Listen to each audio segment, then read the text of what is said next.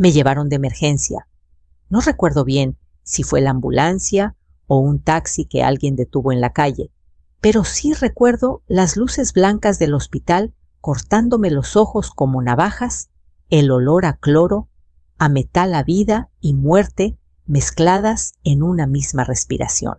Sentía el pecho arder, como si un puño invisible me apretara desde dentro. Oí voces lejos como debajo del agua. Luego una más clara firme: llame a su familiar más cercano. Su hija. El médico marcó. Yo escuché todo. Señorita Lucía Gómez. Su madre está en estado muy crítico, la necesita con urgencia. La respuesta llegó con risas y música de fiesta detrás. Estoy en el cumpleaños de mi suegra. Avíseme después. Y en ese instante, el dolor físico se hizo pequeño frente al otro, el que atravesó directamente mi alma. Sentí una lágrima bajar por mi sien. Fue caliente, lenta, humillante. No pude moverme para limpiarla. El monitor pitaba cada vez más rápido, como si mi corazón quisiera decir lo que mi boca no podía. El doctor frunció el ceño. La enfermera bajó la mirada, quizá avergonzada por mí. Yo quería creer que no había escuchado bien, que Lucía había dicho cualquier cosa menos eso. Pero no. La música de mariachi, al fondo un brindis, y luego su voz otra vez ligera, despreocupada. Si pasa algo grave, me avisan. Ahorita no puedo irme. ¿Cómo se desmorona una vida en un segundo? ¿En qué momento la niña que acuné entre mis brazos se convirtió en alguien tan lejana que no pudo dejar un pastel, una canción para acompañarme en lo que podía ser mi última hora? Quise recordar su carita manchada de chocolate cuando cumplió 6 años, el brillo en sus ojos cuando aprendió a escribir su nombre. Pero esa memoria dulce se mezcló con una punzada amarga. El doctor terminó la llamada con un suspiro resignado.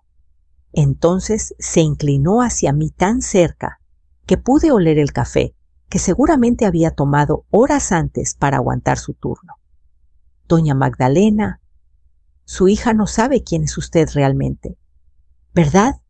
Su voz fue como un cuchillo abriendo una herida antigua. No contesté. Solo moví los ojos intentando aferrarme a su mirada como si ahí hubiera un refugio, una certeza. Él sostuvo mi mano y apretó con fuerza. Vamos a hacer todo lo posible, pero debe estar preparada. Su situación es delicada. La camilla se movió el techo, pasó sobre mí como un río blanco.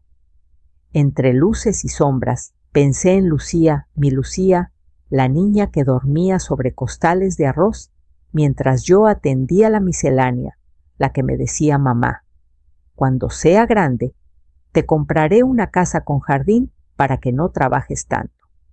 ¿En qué momento dejamos de hablar ese mismo idioma del corazón? Hoi tuong yao tien, belai kwaku nun giumach kam shus. No nací con lujos ni con apellido poderoso.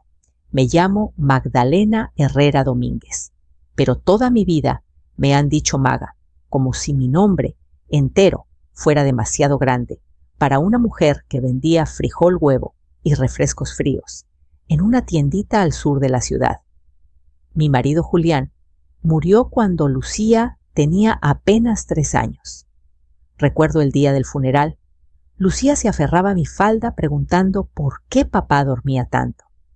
Yo no tenía respuestas. Solo prometí que la sacaría adelante aunque tuviera que dejarme la piel.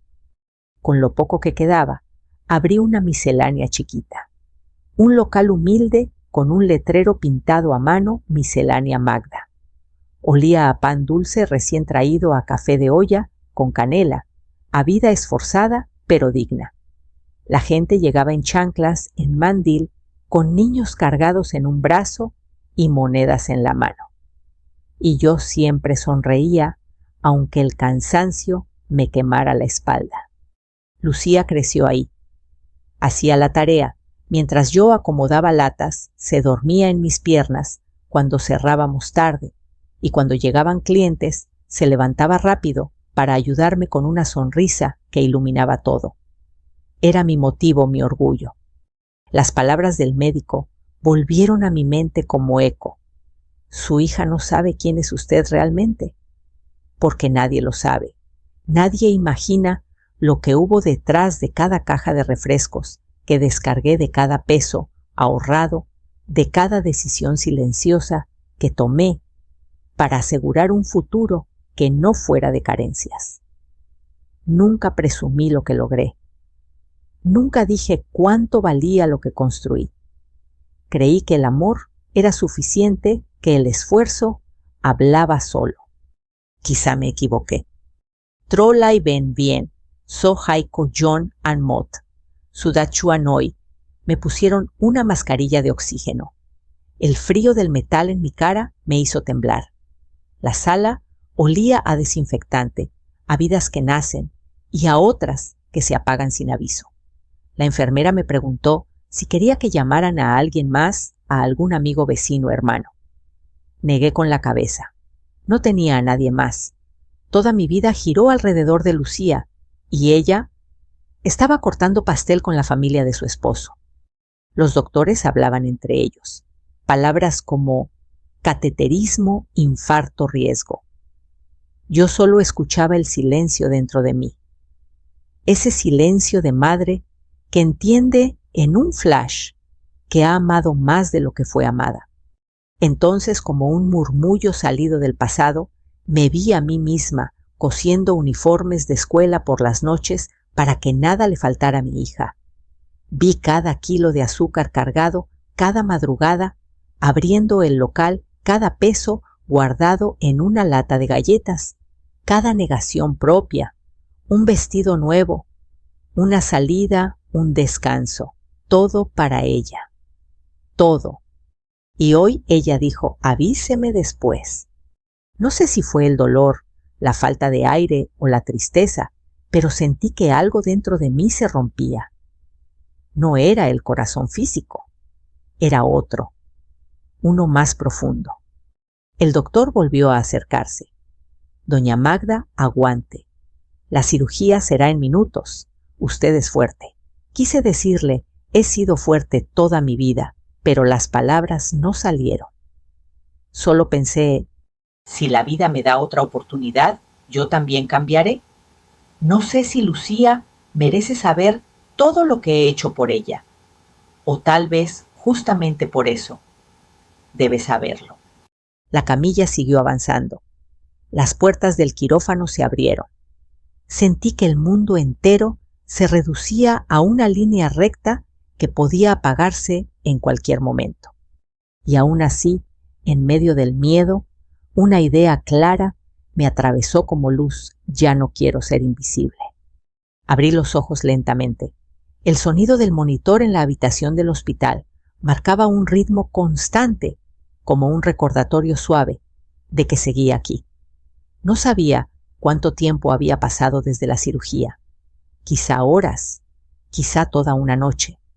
El techo blanco, las luces tenues, un vaso de agua a medio llenar en la mesita.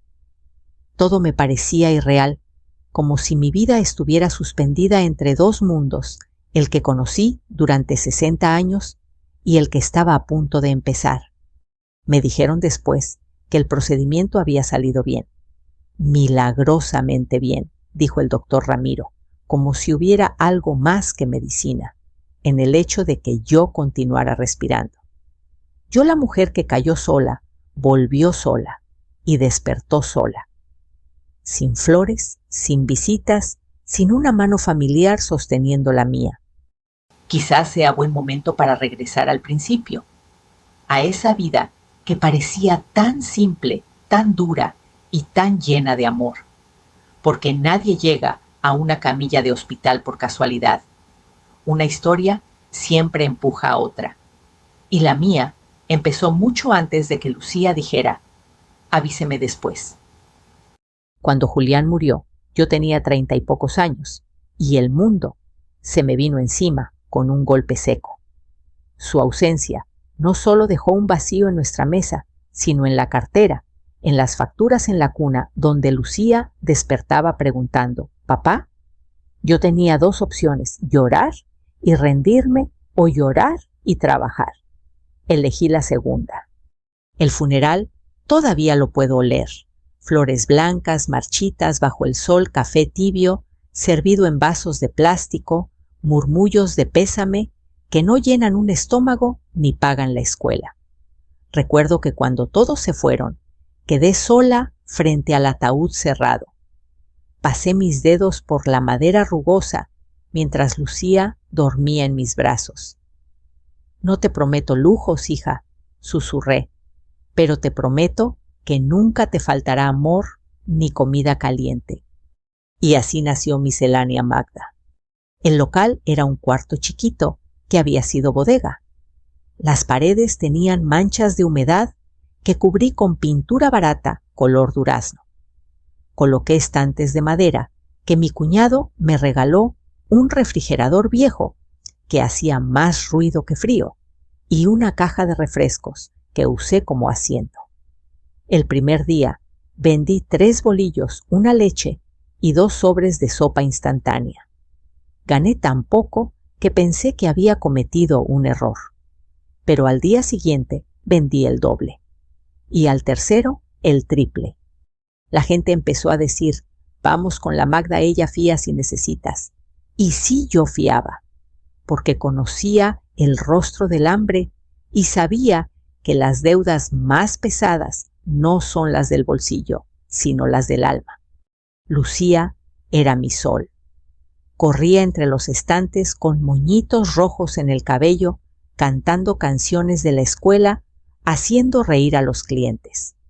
Cuando me veía cansada, se acercaba y me abrazaba fuerte, como si sus pequeños brazos pudieran sostener el peso del mundo junto a los míos. Una tarde de lluvia, cuando ella tenía 7 años, recuerdo que llegó empapada de la escuela.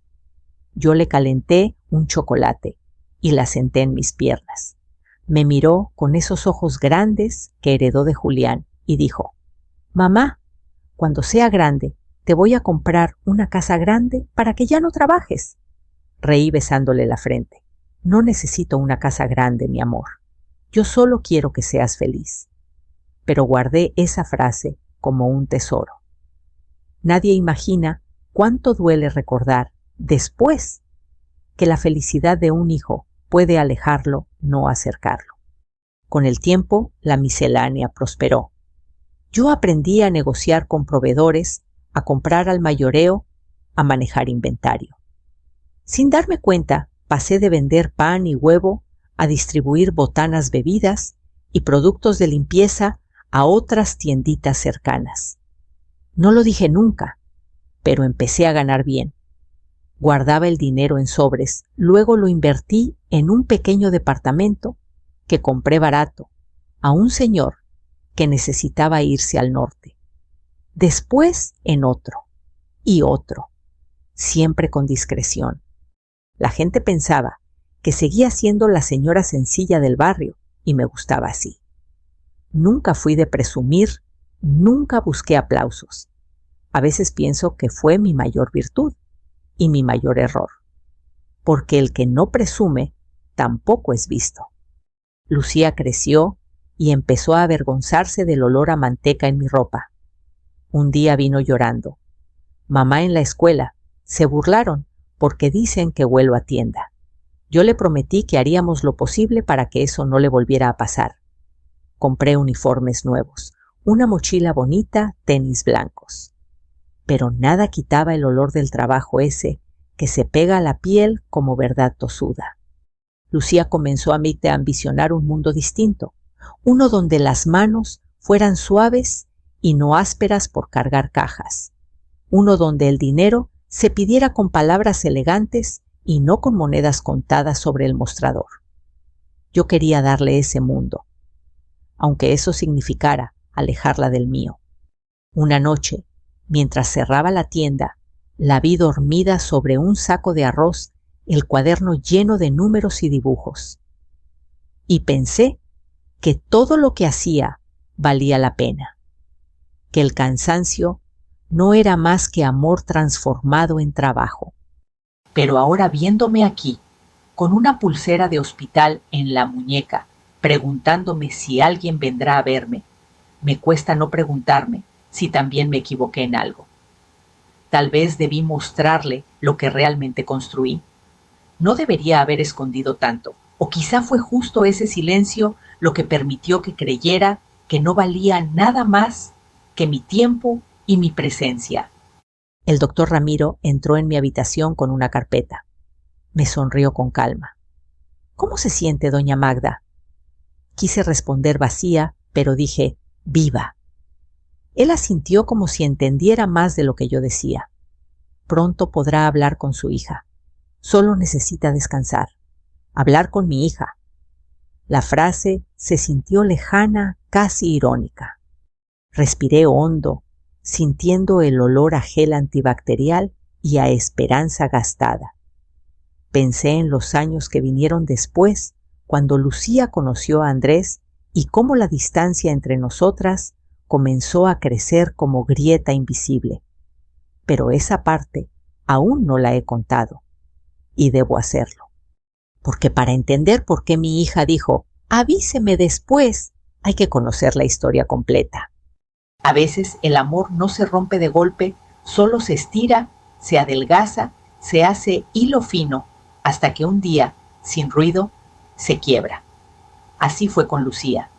No hubo una gran pelea ni palabras imperdonables, solo pequeñas grietas acumuladas, silencios que no supe ver, miradas que no supe escuchar. Lucía terminó la preparatoria con buenas calificaciones. Siempre fue inteligente, rápida, para aprender con ambiciones grandes como el cielo. Cuando cumplió 18, me pidió estudiar administración en la universidad privada del centro. Yo podía pagarla, aunque ella no sabía cómo. Solo sonrió cuando le dije, sí, hija, claro que sí, sin imaginar que ese sí me costaría turnos dobles, madrugadas, acomodando mercancía y meses enteros con tortillas y frijoles para que ella comiera mejor. Pero eso hace una madre. Una madre alimenta el futuro de su hija, aunque el suyo quede en ayunas. Lucía empezó a cambiar. No de corazón, eso lo comprendí después, sino de entorno.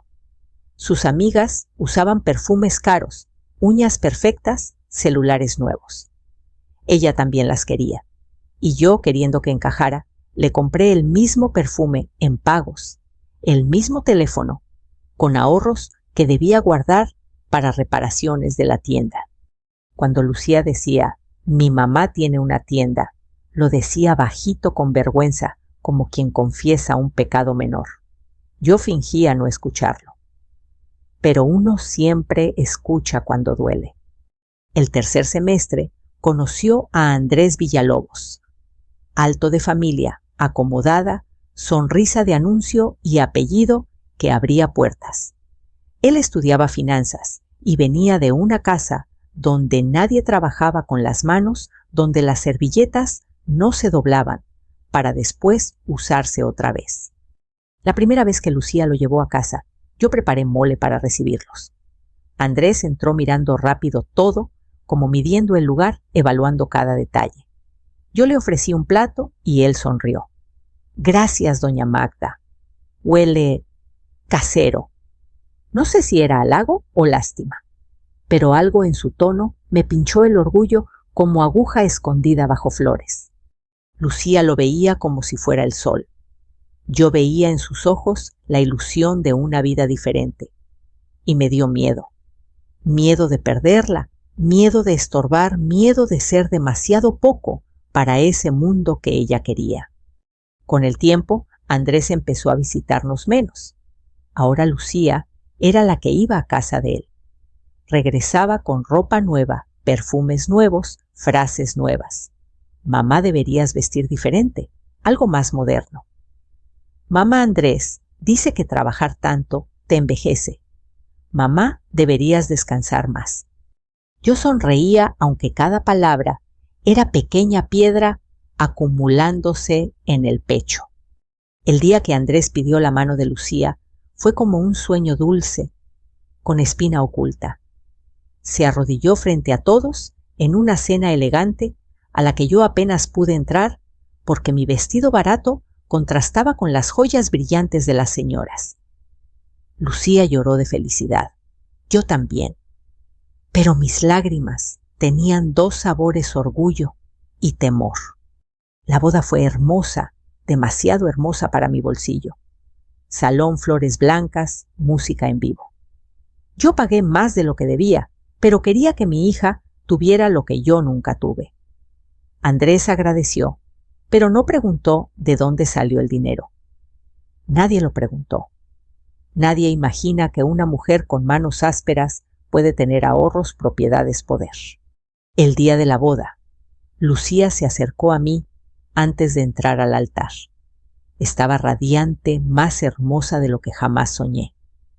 Tomó mis manos y dijo: «Mamá, gracias por todo. Prometo que nunca te voy a dejar sola». Yo le creí. Qué ingenua fui. Los primeros meses ella venía cada domingo. Me contaba de su apartamento en la colonia del Valle, de sus cenas con suegros, de viajes cortos a Playa del Carmen. Yo escuchaba feliz, pero poco a poco las visitas se fueron espaciando. «Mamá, hoy no podemos. Vamos a comer con mis suegros. Mamá, tenemos junta con el trabajo de Andrés. Mamá, el domingo próximo, te lo prometo». Y el próximo domingo nunca llegaba. Una tarde decidí visitarla sin avisar. Llevé un pastel de zanahoria, su favorito desde niña. Toqué el timbre. El portón se abrió, apenas dejando ver a Lucía vestida elegante, maquillaje perfecto. A su lado, su suegra, la señora Patricia, con expresión que me miraba como si yo fuera parte del servicio y no de la familia. «Mamá», dijo Lucía incómoda, «no sabía que vendrías». «Hoy es el cumpleaños de Patricia, estará toda la familia». Patricia sonrió con frialdad. «Sí, querida. Hoy es día familiar, una ocasión íntima, palabra fina para decir no perteneces aquí». Le extendí el pastel. «Solo quería darte esto, para que lo disfruten». Lucía lo tomó sin invitarme a pasar. «Gracias, mamá. Yo te llamo después». Y la puerta se cerró. Sentí algo romperse dentro, silencioso como cristal fino. No lloré. Solo conduje de regreso a casa con el pastel vacío y el corazón igual. Con los años pensé que el tiempo curaría la distancia, que cuando tuviera hijos volvería, que la vida da vueltas, pero la vida a veces se va en línea recta, lejos, hasta que el teléfono sonó aquella tarde de accidente. Yo sangraba medio inconsciente, escuché al médico decir: «Su hija la necesita con urgencia», y después escuché su voz fría como hielo, la voz de la niña que prometió nunca dejarme sola. «Estoy en el cumpleaños de mi suegra. Avíseme después». Después. Como si la vida pudiera esperar, como si una madre fuera un pendiente postergable. Ese después me atravesó más hondo que el golpe del auto. Y ahí, entre dolor, anestesia y soledad, entendí algo que me perseguía desde años atrás. Yo había dado todo para que Lucía tuviera alas, pero nunca le enseñé a mirar hacia abajo y recordar quién la sostuvo mientras aprendía a volar. El doctor Ramiro no solo me salvó el cuerpo, esa noche también sembró una verdad nueva, una que yo todavía no sabía cómo enfrentar, porque él sabía algo sobre mí, algo que mi hija jamás imaginó, y pronto ese secreto sería la chispa que quemaría y sanaría todo. Desperté nuevamente a medianoche. El silencio del hospital tenía un sonido propio, pitidos suaves, pasos lejanos, el murmullo constante del aire acondicionado.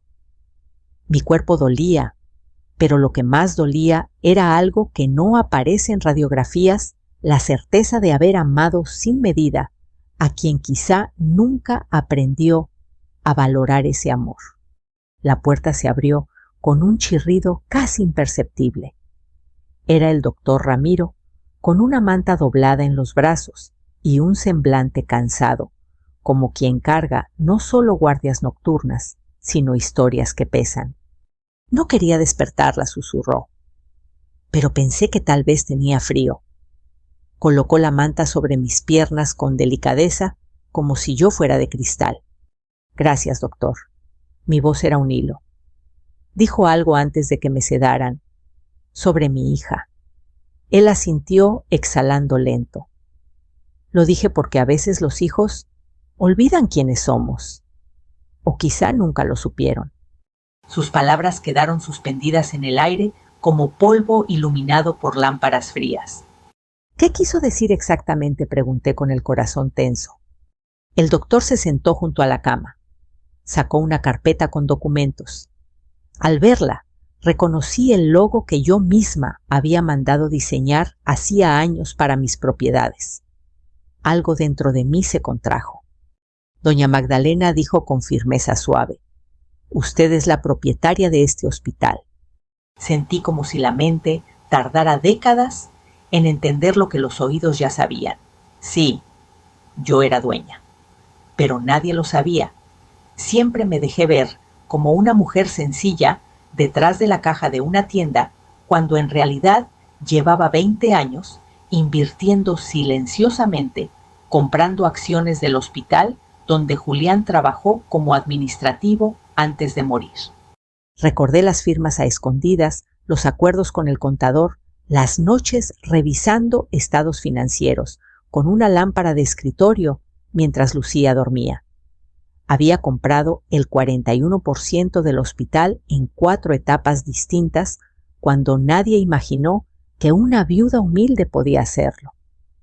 Me gustaba esa invisibilidad, o eso creía. He visto cómo todos la tratan con respeto, continuó Ramiro, pero como a una paciente más. Su propia hija tampoco sabe nada. Ella nunca preguntó, dije sintiendo un nudo subir por la garganta. Nunca se interesó por mi vida solo por lo que podía darle. Ramiro guardó silencio unos segundos. ¿Quiere que la llame de nuevo? ¿Puedo intentar explicarle la gravedad? Negué lentamente. Ya la llamaron. Ya respondió. No quiero escucharlo otra vez. El doctor me miró con una mezcla de tristeza y orgullo, como quien ve a alguien por primera vez después de años de pasar junto a ella. A veces dijo: el amor debe doler para limpiar, como el alcohol en una herida. Cerré los ojos. Sentí una lágrima tibia rodar hacia la almohada. No era dolor, era comprensión. Todo ese silencio, todo ese ocultamiento había sido mi forma de amar, y también mi condena. A la mañana siguiente, una enfermera entró con un carrito de desayuno y 2 sobres blancos. «Esto estaba en administración para usted», dijo dejando los sobres sobre la mesa. El primero era una factura del seguro. El segundo llevaba el nombre de Lucía en la esquina, escrito con su letra elegante. El corazón me latió fuerte. Lo abrí con manos temblorosas. Solo 2 renglones. Mamá, me avisaron que estás estable. Hoy no puedo ir, tengo compromisos. Te veo en cuanto tenga tiempo. Sin firma. Sin un te quiero. Sin ¿cómo estás? Solo compromisos. Sentí que algo se apagaba dentro. No era enojo. Era una lámpara que finalmente se quedaba sin aceite. Ramiro apareció al mediodía. «Tenemos resultados buenos», informó. «Podrá irse a casa en unos días, pero debe reposar». Asentí sin entusiasmo. ¿Volver a casa? ¿A qué casa? Un techo lleno de ecos, un comedor con una sola silla ocupada. El doctor dudó un momento antes de hablar de nuevo. «Doña Magda, si me permite, he dedicado años a este hospital, pero nunca pensé verla así sola, sin familia al lado». Me dolió escucharlo, pero era cierto. «No estoy tan sola», dije con una sonrisa más triste que débil. «Me tengo a mí misma. Y a veces eso es un inicio». Él guardó silencio. Luego agregó despacio: «Si alguna vez necesita hablar, no solo como paciente, yo también perdí gente. A veces conversar ayuda». No respondí, solo asentí. Los días siguientes pasaron lentos. Camas frías, medicamentos, noticias repetidas. Ninguna llamada de Lucía. Solo mensajes esporádicos, cortos, fríos, como el hospital donde me estaba recuperando. Una tarde, observé por la ventana cómo una madre joven llegaba con su hijo. El niño traía un dibujo para ella. La abrazó con fuerza, como si tuviera miedo de perderla. Ella lloró de emoción. Me quedé mirando más tiempo del necesario. Recordé a Lucía de niña, con trenzas desalineadas, llegando de la escuela con dibujos hechos en hojas recicladas. Para mi mamá decía siempre: ¿en qué momento se había roto ese gesto? ¿En qué momento dejé de ser mamá para convertirme en obligación? Esa noche tomé una decisión. No sabía si era valiente o desesperada, pero era mía. Llamé a mi abogado licenciado Rosales, un hombre serio que manejaba mis inversiones con absoluta discreción. Quiero revisar mis documentos, dije. Todo bien, señora. Depende, respiré profundo.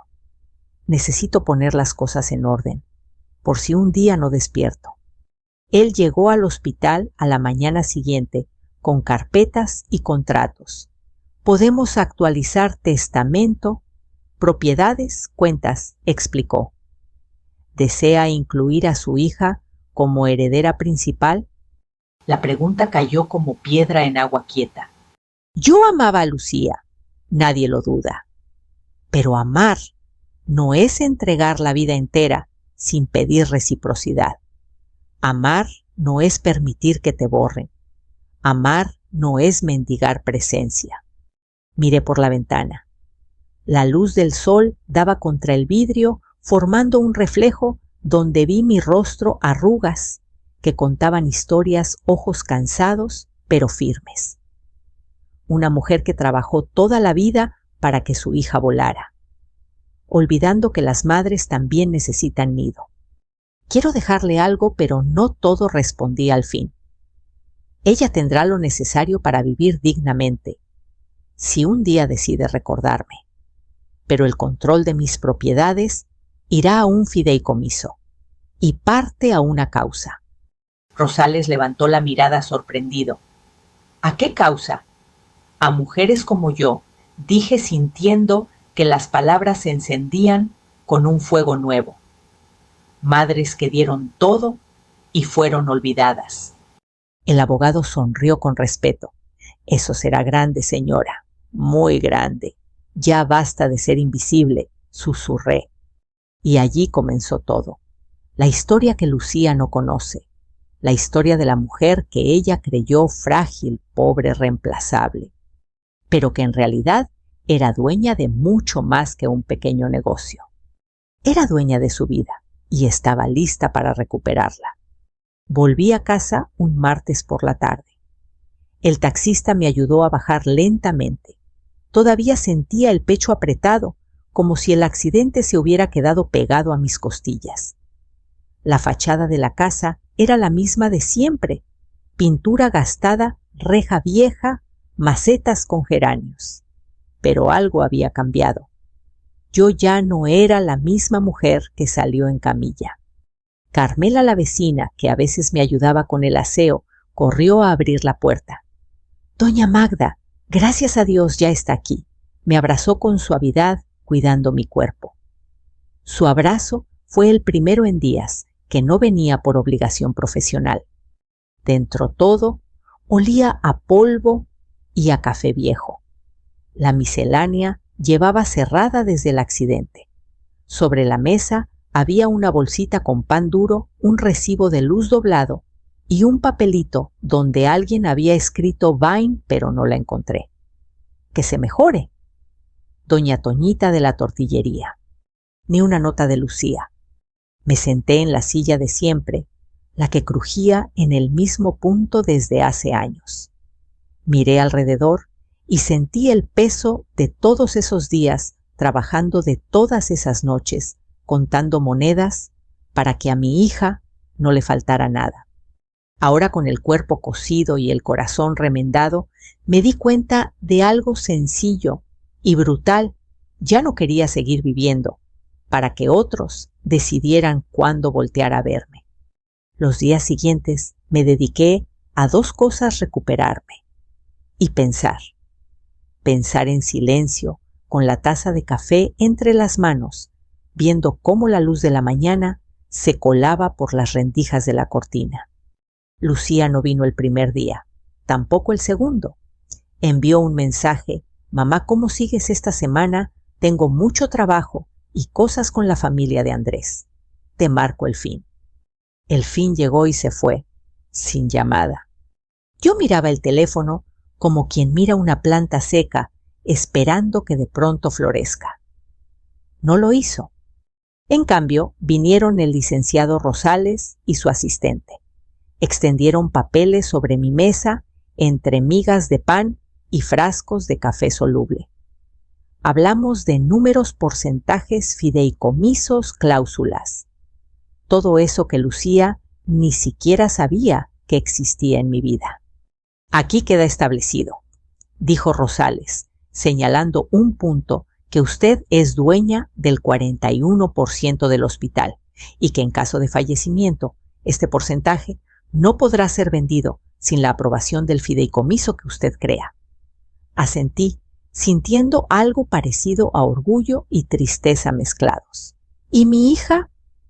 «Recibirá una renta mensual suficiente para vivir bien», respondió él, «pero no tendrá control sobre las decisiones del hospital ni de las propiedades en renta. Es justo», dije, «que aprenda a vivir con lo que se gana y con lo que respeta, porque el dinero sin respeto solo sirve para comprar más desprecio». 2 semanas después del accidente, el teléfono sonó a media mañana. Era el doctor Ramiro.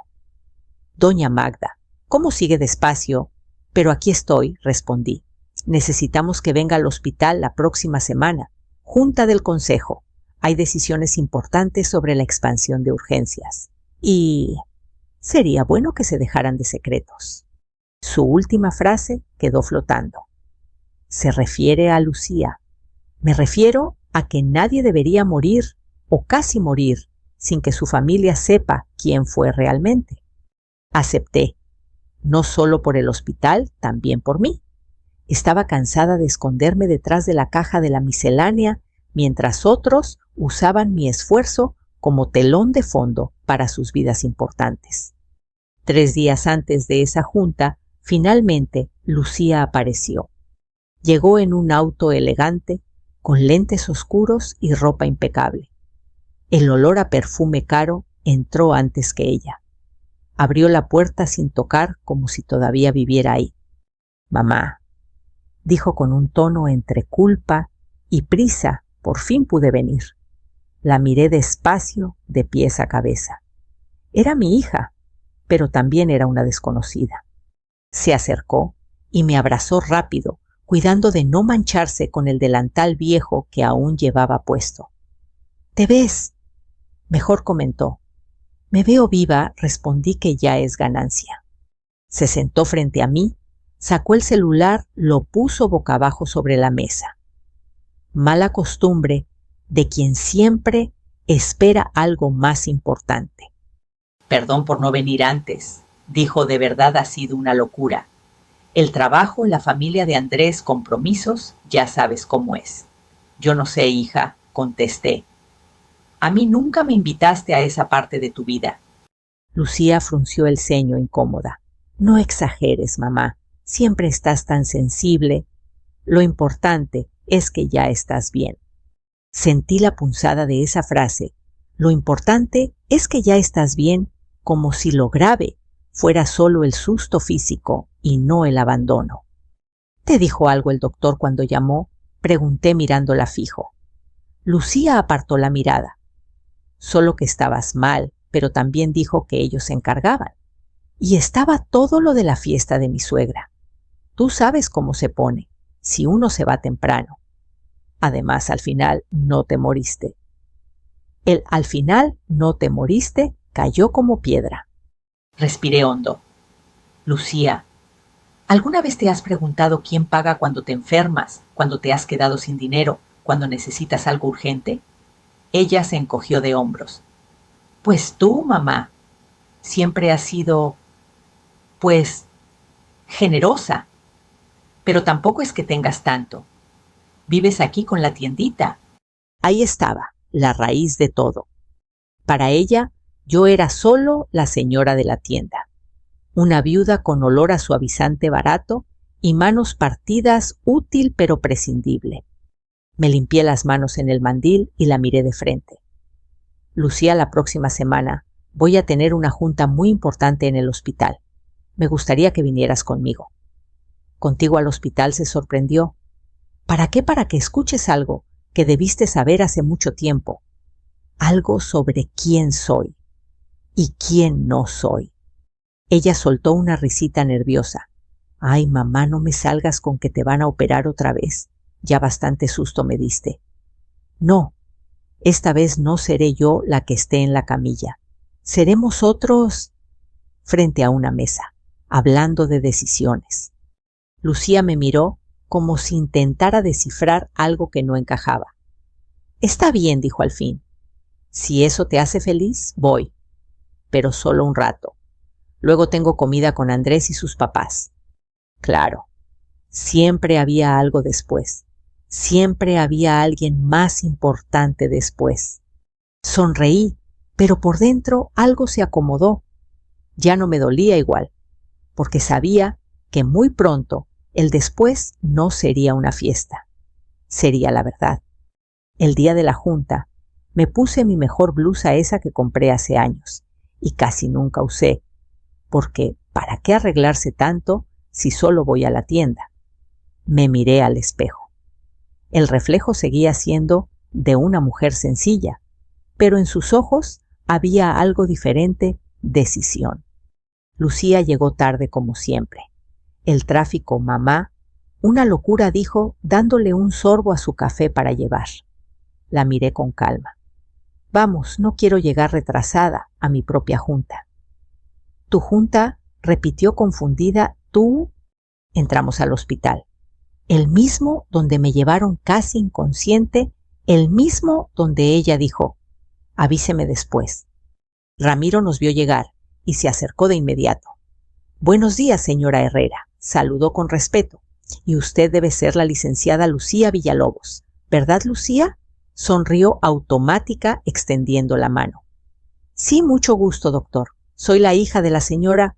Lo sé, respondió él. Pase, por favor. El consejo la estaba esperando. Lucía frunció el ceño. ¿El consejo? ¿Esperando a mamá? La llevé conmigo paso a paso hasta la sala de juntas del tercer piso. Una puerta de madera oscura, un letrero discreto, Consejo Administrativo, Hospital San Gabriel. Ramiro abrió la puerta. Dentro varios hombres y mujeres de traje se pusieron de pie al verme entrar. Buenos días, doña Magdalena, dijeron casi al unísono. Lucía se quedó paralizada. Miró a los doctores, a los directivos, al abogado Rosales, sentado al fondo. Y luego me miró a mí. Mamá, ¿qué está pasando? Yo respiré hondo, sentí las costuras del pecho tensarse y supe que había llegado el momento en que mi hija iba por fin a descubrir quién es realmente su madre. La sala estaba en silencio, pero no un silencio vacío, era un silencio expectante, tenso como el aire antes de una tormenta fuerte. Lucía se quedó de pie todavía, con la bolsa colgando del brazo y el café frío entre los dedos. Miró a todos, luego a mí, incrédula, como si yo hubiera entrado en un mundo al que ella no tenía mapa. Yo tomé asiento en la cabecera de la mesa. Un gesto pequeño pero simbólico. Los directivos hicieron lo mismo. Lucía no se movió. Lucía le indiqué con la mano, siéntate a mi lado. Ella obedeció lentamente, como si sus piernas no respondieran del todo. Ramiro abrió la carpeta de documentos. Daremos inicio a la junta. Tal como establece el reglamento, necesitamos la aprobación de la presidenta del consejo, dijo mirando hacia mí. Lucía me volteó a ver rápido. ¿Presidenta? ¿Tú de qué están hablando? Yo respiré profundo. Sentí mis costillas moverse con un leve dolor, que aún recordaba el accidente, y respondí: Lucía, soy la accionista mayoritaria de este hospital, desde hace 20 años. El café resbaló de la mano de mi hija, cayendo sobre la mesa. El sonido fue un golpe seco, casi simbólico. Ella abrió la boca sin que saliera palabra alguna. No, mamá, eso no puede ser. Tú tienes una tienda. Tú no, balbuceó. Yo también invertí, dije con calma. Mientras tú creías que solo vendía pan y refrescos, yo compraba acciones, propiedades, departamentos, todo con el dinero del negocio que levanté sola con mis manos. Los directivos asintieron confirmando. Su madre no solo es propietaria licenciada, agregó Ramiro, también financió la ampliación de pediatría hace 5 años y la remodelación de urgencias. Nadie aquí desconoce su nombre. Lucía bajó la mirada como si esa verdad fuera demasiado luminosa para sostenerla de frente. ¿Y por qué nunca me lo dijiste?, murmuró con voz rota. La pregunta que había esperado toda la vida escuchar. Me quedé en silencio algunos segundos, no para dramatizar, sino porque la respuesta merecía cuidado, porque quise que aprendieras a amar a tu madre por lo que es, no por lo que tiene. Lucía tragó saliva. Sus ojos se enrojecieron.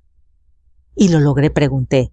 ¿O te alejaste porque pensaste que yo era poca cosa? Ella se llevó las manos a la cara. No sabía, susurró entre lágrimas. Eso es lo que duele, respondí. Que no te importara saber. El consejo continuó con los informes, números, presupuestos, propuestas. Yo firmé documentos, pregunté detalles, autoricé partidas. Lucía observaba en silencio como quien ve a su madre por primera vez sin la sombra del prejuicio. Hubo un momento mientras hablaba con Rosales sobre una clínica nueva para atención a mujeres sin recursos, en que Lucía dejó escapar un susurro casi inaudible. No sabía que eras así. Volteé. Así como tan grande. No respondí. No había nada que agregar. Tras la junta, los directivos salieron y quedamos solo nosotras y el doctor Ramiro. La sala parecía más grande, más fría. Lucía me miró con los ojos húmedos.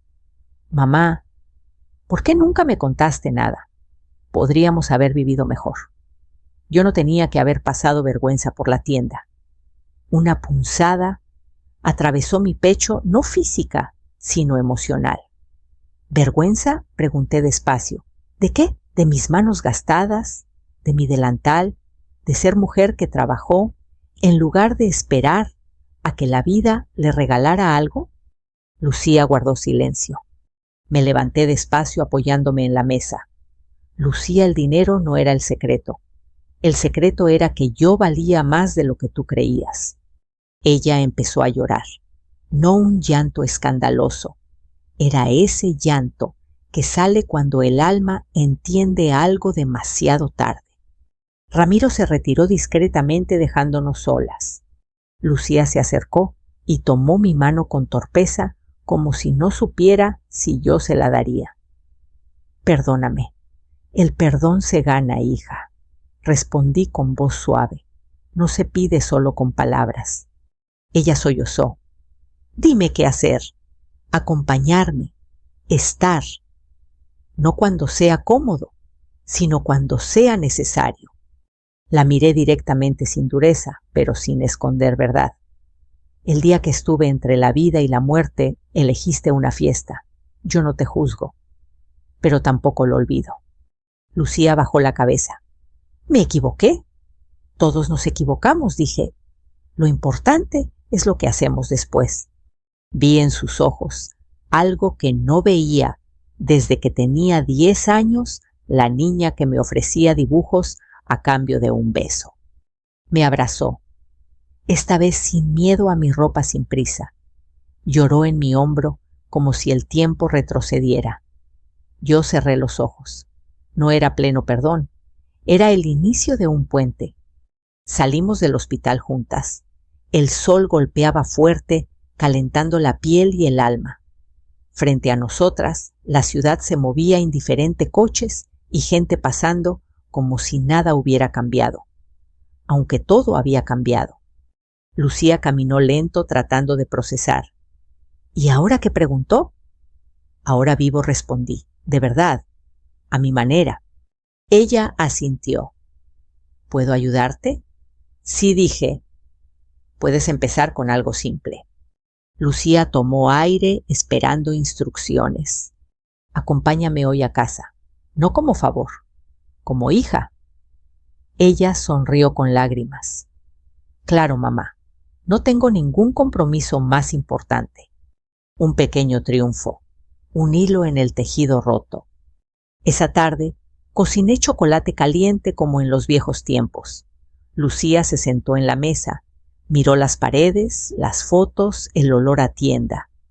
Y por primera vez en muchos años no pareció avergonzarse. ¿Puedo ayudarte a cerrar un rato la tienda?, preguntó. Casi me reí. Claro, aunque hoy no abriremos para vender.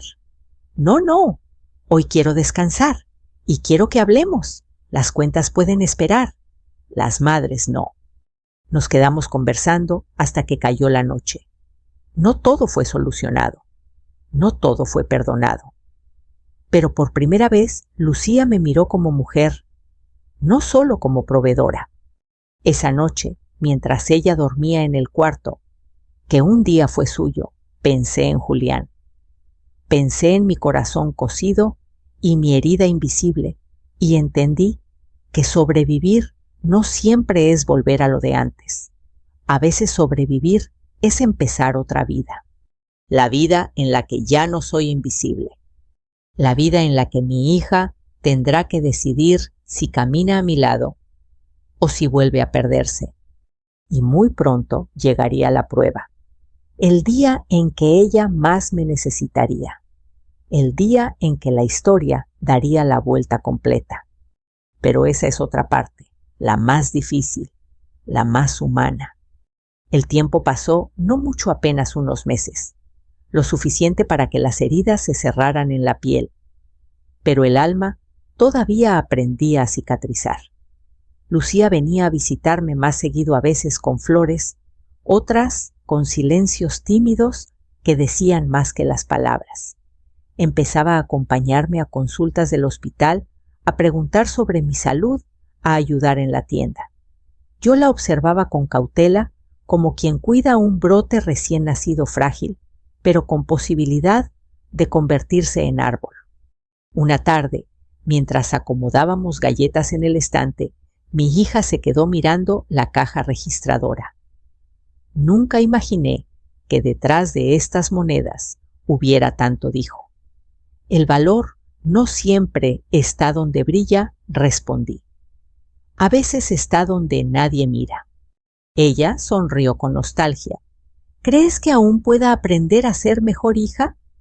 Creer no basta, Lucía. Hay que hacer. Y lo hizo, paso a paso. No de golpe, no de un día para otro, pero lo hizo. Me acompañó a terapias. Me llevaba a ver el avance en el hospital, incluso propuso administrar parte del fideicomiso para aprender. Yo acepté, con condiciones. Un día, sin embargo, el destino golpeó de vuelta. No contra mí, sino contra ella. Lucía llegó llorando, con el rímel corrido y el corazón roto entre las manos. Mamá, Andrés, su voz se quebró. Me engañó. Sentí un frío súbito en el pecho, no de infarto, sino de reconocimiento. Yo sabía ese dolor. La abracé con los mismos brazos que un día sostuvo fiebre, hambre, sueños. Aquí estoy, hija, susurré. Aquí. Ella se derrumbó en mi regazo, como cuando tenía 5 años y se raspó la rodilla. Perdóname por tantas veces que no estuve contigo. No necesitas pedir perdón por llorar en tu casa, le dije. Una hija siempre puede volver. Sus sollozos eran un río que se llevaba orgullo distancia y años de silencio. Yo no celebré su caída. Una madre no se alegra con el dolor del hijo, pero la vida a veces acomoda lo que el amor no logró ordenar. ¿Puedo quedarme aquí un tiempo?, preguntó con voz pequeña. Todo el tiempo que necesites. Y se quedó. No para ser atendida, sino para aprender. Aprendió a abrir la tienda al amanecer, a tallar pisos, a mover cajas, a escuchar historias de clientes. Aprendió que el dinero no nace en cuentas bancarias, sino en manos que trabajan. Una noche, mientras guardábamos la caja, me miró fijo. Ahora entiendo. Tú no me necesitabas rica, me necesitabas presente. Yo quise responder con frases largas, pero solo dije, gracias por entenderlo. No sé cuánto tiempo pasó hasta que Lucía encontró trabajo nuevo. Algo modesto, administrativo, pero suyo. Ganado con esfuerzo propio. Sin apellido Villalobos, sin favores. Ella llegó ese día con una caja pequeña entre las manos. Mamá, esto es para ti. La abrí. Era una foto enmarcada de nosotras tomada hace 2 semanas, frente a la tienda, riendo con el cabello al viento. Abajo, con su letra, escribió: para la mujer más fuerte que conozco. Gracias por no soltarme cuando yo sí lo hice. Mis ojos se llenaron de nubes. No tienes por qué regalarme nada, hija. Lo sé, pero quiero hacerlo, porque ahora entiendo quién eres. Y lo dijo sin envidia, sin vergüenza, sin obligación. Lo dijo con amor. Un domingo volví al hospital para una reunión final sobre el programa comunitario para mujeres trabajadoras que yo había impulsado. Lucía me acompañó vestida sencilla, sin maquillaje exagerado, sin joyas que solo brillan por fuera. Cuando entramos a la sala, los directivos se levantaron para saludarme como siempre. Esta vez, Lucía estrechó cada mano con orgullo, no con sorpresa. El doctor Ramiro se acercó con una sonrisa discreta. Me alegra verlas juntas. Las familias también se curan, doctor, respondí. La presentación fue emotiva. Hablamos del fondo de apoyo, de las becas, de los talleres. Lucía expuso un informe con seguridad. Nadie habría imaginado que meses antes ni siquiera sabía quién era su madre frente a esa mesa. Cuando salimos, el sol de mediodía caía brillante sobre el estacionamiento. Lucía tomó mi brazo. Mamá, tú ya me perdonaste. Miré el cielo un momento como si las palabras necesitaran luz. No del todo, dije con honestidad. El perdón no es borrar el recuerdo, es caminar con él sin que duela. Lucía asintió comprendiéndolo por primera vez. ¿Y estamos caminando? Sí, sonreí. Y esta vez juntas. Esa noche cenamos en casa panes calientitos y chocolate espeso como cuando era niña. Lucía rió por algo que yo dije, y el sonido llenó la casa como antes. Yo pensé en Julián, en mi miscelánea, en el corazón que casi se apagó, en la hija que casi perdí, y agradecí seguir aquí. No para ser invisible, sino para ser vista, para amar sin desaparecer, para ser madre sin borrar a la mujer. Me levanté y tomé su mano sobre la mesa. Lucía, ella me miró. ¿Qué pasó, mamá? Nunca quise que me admiraras por mi dinero. Solo quería que me amaras con el mismo corazón con el que yo te amé. Lucía apretó mis dedos con ternura. Ahora lo sé, y aunque me tarde, quiero aprender a amarte como mereces. El futuro no estaba resuelto, no era cuento rosa, pero era real. Y a veces lo real es más hermoso que lo perfecto. Tal vez tengas a alguien a quien amas, y que no lo sabe.